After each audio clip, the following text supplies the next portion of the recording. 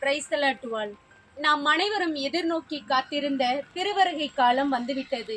கிறிஸ்துவின் பிறப்பை நம்பிக்கையோடு எதிர்நோக்கி காத்திருக்கும் திருவருகை கால முதல் வாரத்தில் என் பள்ளி மாணவர்கள் வெளியிட்டுள்ள காட்சி பதிவை கண்டுகளிப்போம். Thank you to all. தங்கச்சி தங்கச்சி ஐ டிசம்பர் மாசம் வந்துருச்சு. நான் ரொம்ப ஜாலியா இருக்கேன். ஏன்னா திருவருகை காலம் வந்துருச்சு. திருவருகை காலம்னாலே நம்பிக்கையோட காத்துக்கிட்டதான். டிசம்பர் மாசத்துல முதல் வாரம்னாலே எதிர்நோக்கத்தான். அண்ணா, திருவருகை காலத்துல நம்பிக்கையோட காத்துக்கணும்னு சொல்றீங்க, அப்படின்னா உனக்கு தெரியாதா? எனக்கு தெரியும். நம்ம பைபிள்ல புதிய ஏற்பாட்டுல மத்தேயு, மார்க்கு, லூக்கா எழுதிய நற்செய்தியில இயேசுவோடைய இரண்டாம் வருகை பத்தி பேசியிருக்காங்க. லூக்கா நற்செய்தியில அதிகாரம் 21 இறை வசனங்கள் 27 மற்றும் 28ல சொல்லியிருக்காங்க.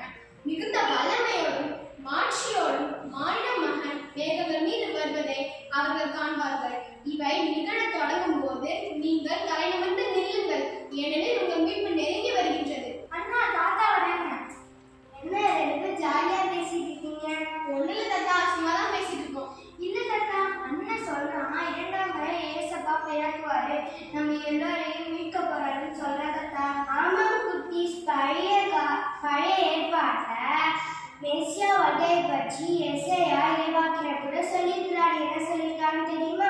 தானியேல் ஆகமத்தில் அதிகாரம் 7 இறை வசனம் 27 மற்றும் 28ல ஈசா குலத்தோடு ஒருவர் வருவார், மக்கள் இனங்களை ஆள் தலைவராய் அவர் தோன்றார், மக்கள் நிலங்கள் அவரையே எதிர்நோக்கி இருப்பார் என்று கூறியுள்ளார். அப்படின்னா பழைய ஏற்பாட்டில் கிறிஸ்து பிறப்பாரு, எல்லோரையும் மீட்க போறான்னு சொல்லியிருக்காங்களா?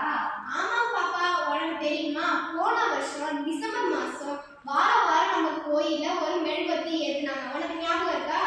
எனக்கு ஏதோ கொஞ்சம் ஞாபகம் இருக்கு. அது எதுக்கு ஏத்துறாங்க? டிசம்பர் மாசம் முதல் வாரத்துல ஊதா கலர்ல ஒரு மெழுகுவர்த்தி ஏத்துவாங்க. நம்பிக்கையின் அடையாளமாக அந்த ஊதா கலர் மெழுகுவர்த்தியை ஏத்துறாங்க.